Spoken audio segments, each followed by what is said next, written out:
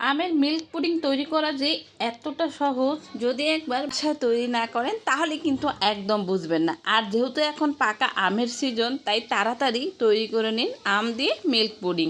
প্রথমে আমি দুটো আম নিয়েছি। আমার এই আমগুলো প্রচুর মিষ্টি, একদম রাজশাহীর হাড়িভাঙা আম।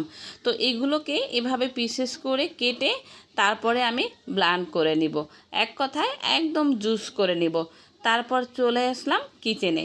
এরপর সেই ঘন আমটাকে চুলোর উপরে দিয়ে, চুলো কিন্তু বন্ধ রাখতে হবে। তারপর সামান্য একটু পানি দিয়ে তারপরে এটাকে আমি জেলি তৈরি করব।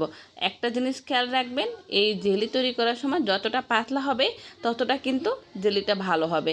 তো আমি এর ফাঁকে পরিমাণ মতো চিনি দিয়ে নিয়েছি, আর 1 টেবিল চামচের মতন আগার আগা পাউডার দিয়েছি, সামান্য একটু লবণ দিয়েছি। ব্যাস, এগুলোকে দিয়ে আমি চুলো অন করে নাড়াচাড়া করে আমের যে একটা পানি বের হয়, এই পানির ঘনত্বটা ঠিক ঘন করে একটু কমিয়ে তারপরে গরম থাকা অবস্থায় যে ডিশে আমি সেট করব সেই ডিশটাকে ঢেলে ঠান্ডা করে আমি নর্মাল ফ্রিজে রেখেছিলাম আধা ঘন্টার মতন।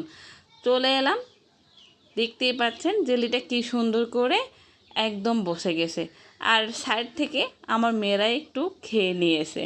তারপরে এই তো আমি এবার জেলি আকৃতির মতন ছোট ছোট করে কিউব করে কেটে নিলাম। আলতো হাতে সুন্দর করে প্রথমে নাড়াচাড়া করে নেবেন। তবুও ভয় নেই, যেহেতু আগার আগা পাউডার দিয়ে তৈরি করেছি, ভাঙবেও না, গলেও যাবে না। তো এরপরে চলে আসলাম দুধ দিয়ে পুডিং তৈরি করার জন্য। এখানে আমি জাল করা দুধ নিয়েছি, 1 টেবিল চামচের মতন আগার আগা পাউডার দিয়েছি, সামান্য 1 চিমটি লবণ, আর দিয়ে নেব পরিমাণ মতো চিনি। আমি মিষ্টি জাতীয় সব খাবারে সামান্য একটু লবণ দিই, এতে ব্যালেন্সটা স্বাদের জন্য অনেক উপকার হয়। তো আপনারা আপনাদের পরিমাণ মতো চিনি দিয়ে নেবেন। আর হ্যাঁ, দুধটাকে বেশি জাল করা যাবে না, মাত্র 2 থেকে 3 মিনিটের মতন জাল করতে হবে। এরই মধ্যে কিন্তু ঘনত্বটা চলে আসবে, বেশি ঘন করা যাবে না, তাহলে কিন্তু পাতিলেই সেট হয়ে যাবে। তো গরম হয়ে যাওয়ার পর এবার সেই আমি জেলির ভিতরে, আমের জেলিটার ভিতরে এবার সেই গরম করা দুধটাকে ঢেলে দেব। গরম থাকা অবস্থায় কিন্তু এটাকে সেট করতে হবে। ব্যাস, আমি সেট করে দিলাম, হালকা একটু হাত দিয়ে ট্যাপ করে নিলাম।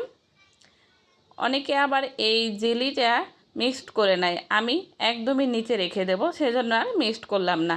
এরপর ঠান্ডা করে আমি আধা ঘন্টার মতন আবারও নর্মাল ফ্রিজে রেখেছিলাম। হয়ে গেল কিন্তু আমার মিল্ক পুডিং। ম্যাঙ্গো মিল্ক পুডিংটা যে এতটা সহজ বানানো, যদি আমি তৈরি না করতাম তাহলে কিন্তু একদমই বুঝতে পারতাম না। তো আমার ভিউয়ার্স আপুরা এই আমের সিজনে অবশ্যই তৈরি করে খাবেন। দুধ এবং আম দুটোই ফ্লেভার অনেক মজা, এবং এটা খুবই উপকার। তো যেহেতু সামনে কোরবানি, এটা কিন্তু একটা ডেজার্ট হিসেবে তৈরি করে নিতে পারেন। এবার পছন্দ অনুযায়ী কেটে নিলাম। এতটা সফট, আর মানে থলথল করে কাঁপতেছিল, কিভাবে উঠাবো বুঝতে পারতেছিলাম না, উঠাতেই ঠাস ঠাস করে পড়ে যাচ্ছে। তো খুব আলতোভাবে উঠিয়ে নিলাম ফ্রিজে। অনেক মজা লেগেছিলো, যেমন আম এবং দুধ দুটাই কিন্তু খুবই ভালো হয়েছিল।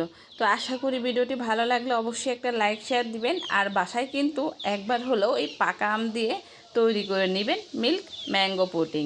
খেয়াল রাখতে হবে 2 কাপ ম্যাঙ্গো জুসের সাথে 1 চামচ আগার আগা পাউডার। আর যত পাতলা করে তৈরি করবেন জেলিটা ততই কিন্তু সেট হবে ভালো। আসুন এবারে একটু কেটে দেখায়, দেখেন পুডিংটা কি সুন্দর করে সেট হয়েছে, খেতেও কিন্তু অসম্ভব মজা হয়েছিল।